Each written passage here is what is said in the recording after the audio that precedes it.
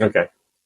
So Hapé actually has quite a bit of like literature that you can track back and then kind of like glean pieces together. So after going down to the jungle and spending like time with the indigenous cultures, and like those guys like blow a lot of Hapé. Like they're just sitting there just like 10 times a day, right?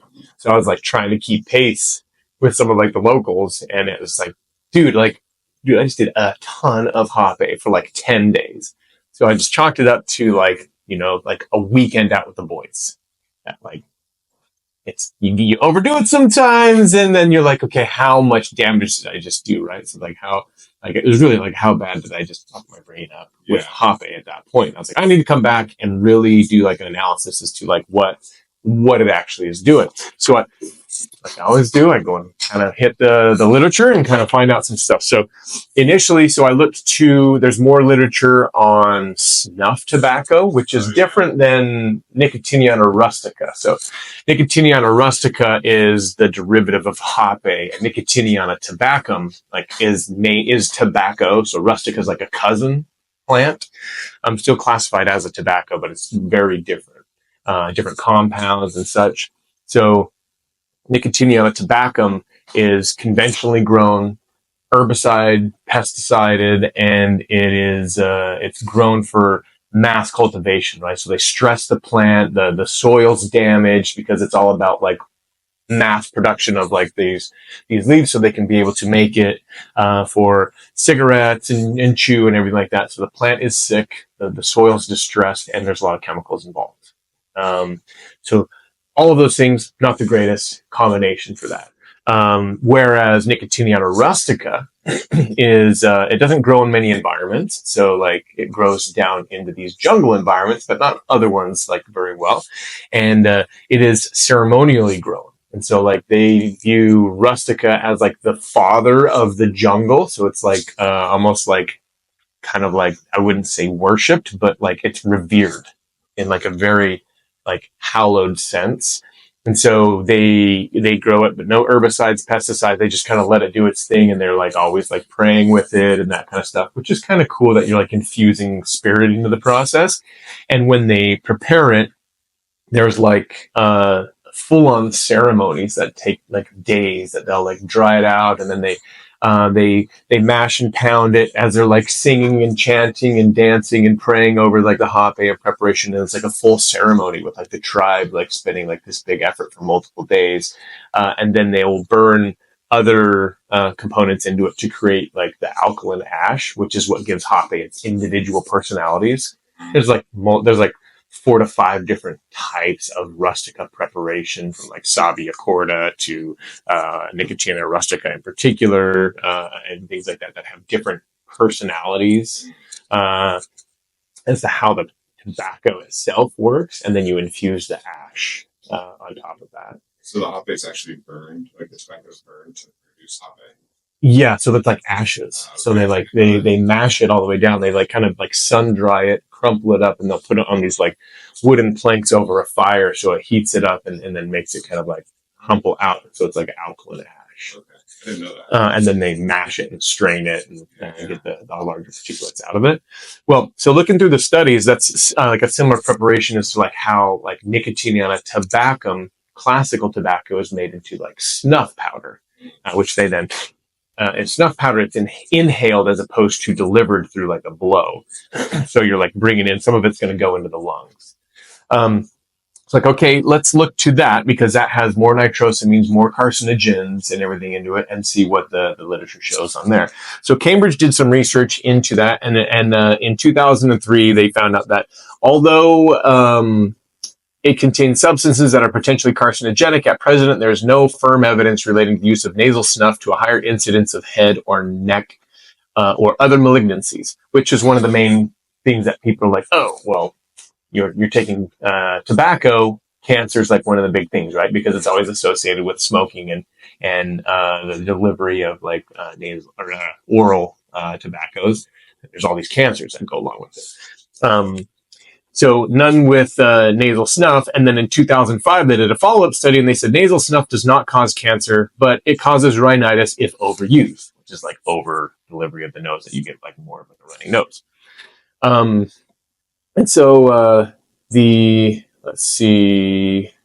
Yeah, I just talked about increase of flow, more of those. Oh yeah, so finding through the literature, I was able to find one that had a negative. I was like, okay, now let's look how bad this can be.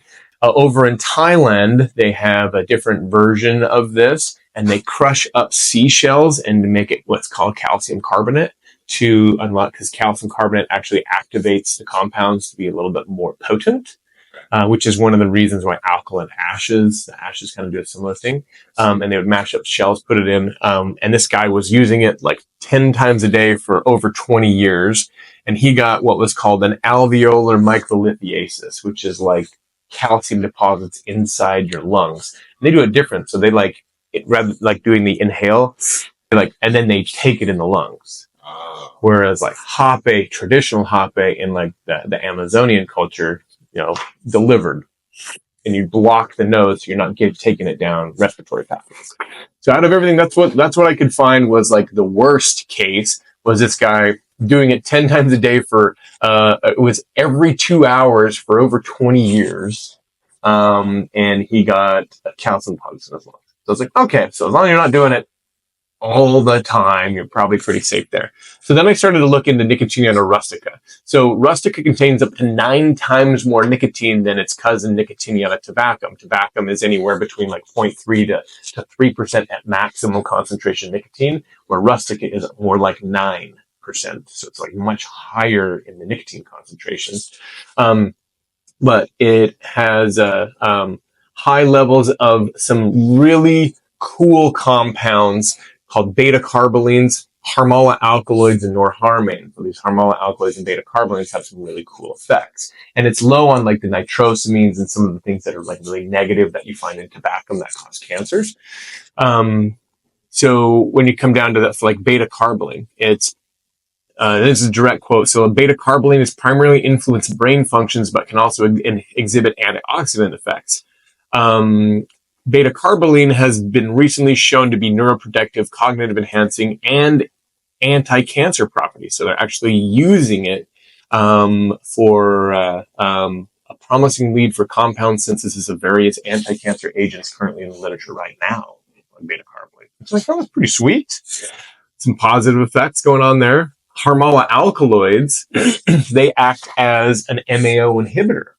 Now, you're familiar with MAO, like the SSRIs, like serotonin, that kind of stuff. So like an SSRI in particular has like a serotonin receptor that could be like comparative to like a vice clamp on the receptor site.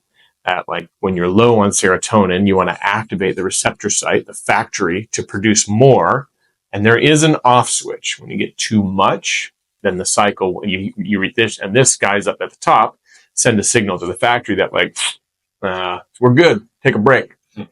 When you do like an SSRI pharmaceutical, it causes this to increase production because they come down at like the receptor site is what activating it causes the production. It like vice clamps onto this receptor site, blocking it. So like serotonin levels will like increase.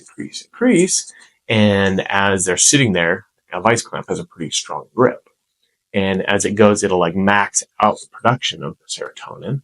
And so then the factory's like, shut her down. Like we're on siesta. And then it waits until the half-life of the vice clamp lets go. It will release, and then you'll be flooded with all this serotonin, like your body will. That's kind of how this works. But since it gets to that max out point, because it's a strong binder, you're constantly putting your factory into siesta mode. So they're like trained to be in siesta, that now you need an interventional vice clamp to stimulate production, making you kind of quasi-dependent on this activation, almost like that's designed that way. You need this thing as like the intervention. Or, like, all right. So that's an MAO inhibitor. So Hapé has the harmala alkaloids in it, harmane and harmine. They have a unique aspect that they're almost like more like a suction cup that they like suction onto it. And as the serotonin rises, they call it serotonin pressure. It like rises up and then they start popping off. Like prior to tapping and maxing it out. So now you're just raising base levels of serotonin without actually necessarily topping it off and telling the factory to go into suppression. So now you're teaching and training your factory to keep high levels of serotonin without like shutting it off. It's pretty cool, right? Like it's, and like these are all like in like the literature is that like how to do it. It even goes even more into like they call it a RIMA, a reversible MAO inhibitor is what those compounds are like technically. But I mean, it can go into like all the deepest specifics as to like how it does it and the DNA protection and how it affects its antioxidant delivery methods and all that kind of stuff. So kind of cool. So I was like pleasantly surprised when I actually dove into it that like these actually have like really positive effects on the neurology when used in moderation, that you're not overdoing it 2 hours every day for 20 years kind of a thing. That it can be like very positive. And in the literature, a lot now with like neurodegenerative disorders and diseases, like Parkinson's, Alzheimer's, MS, they're microdosing nicotine to help accelerate the neurological development and increase productions. Nicotine in those tiny doses can be very effective at helping the brain.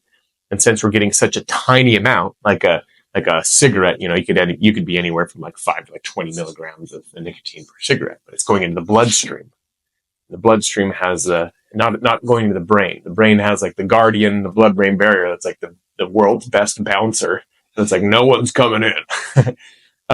But when you do intranasal delivery, you're getting it directly into the brain because it goes up through something called the cribriform plate into the neurology. So now you're getting like 1-2 milligrams of nicotine in the brain versus 25 milligrams in the body, and like 99.5% of that is not entering the brain itself. Super effective that way at like intranasal delivery to activate the neurology, what you really want activated, not just everything else. Very cool. Yeah, fascinating. Yeah. Sorry, that was probably a lot. No, it's okay. So you're like ingesting less nicotine, but more of it is going to the brain. Correct. It's like other nicotine sources. Yeah, totally. Yeah, and it has a lot of like, so it's antimicrobial, antiviral, antifungal capacities in these botanical substances. And it causes an elevation and a lift without like the chemical substrates and all the negative effects. And it has DNA protection, anti-cancers, all that kind of stuff, which is pretty cool. So like my assessment of this was like, all right, safe. Yeah. In moderation, right? Yeah. Awesome. Yeah. They're kind of cool. Thank you. Yeah. And like when he was done with the end, he was like, hey, what's one of your things? He's like, the Biomedusa bicolor was one of my favorite kind of like discoveries because it was so unique. Very cool. Yeah. What was his name? Vittorio Sparmer.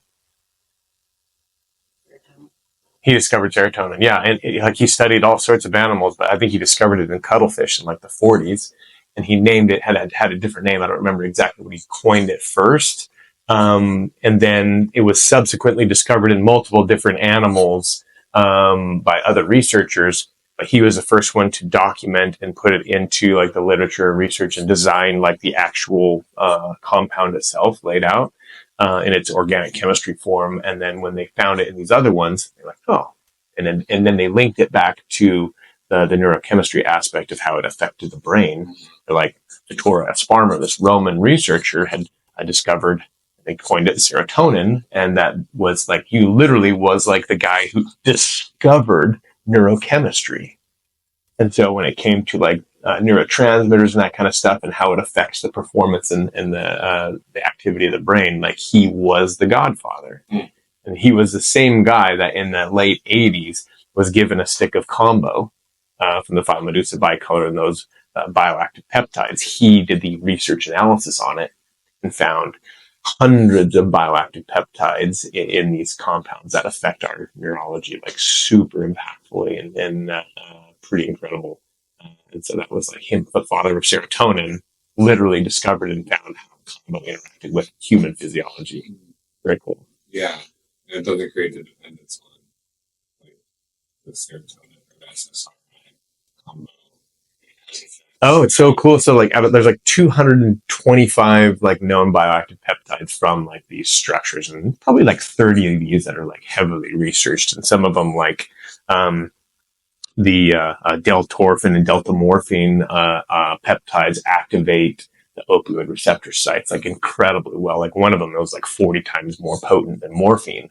It's in these peptides, and they activate and basically reestablish the receptor sites so they're more capable of receiving stimulation of our own production of opioids, making us less capable of having like pain, because our natural secretions now, if they're smaller, activate our opioid receptor activation higher. So like if you're in like chronic regional pain syndrome, that's like combo super effective, so they do that and all of a sudden like, man, like I have so much less pain. Yeah. Because the small amount that they're secreting is helping the receptors to activate the suppression of pain signals like that much stronger, because it was basically therapied by these neuropeptides. Really cool. Yeah. Yeah. That's cool. Lots of fun stuff. Yeah. Yeah.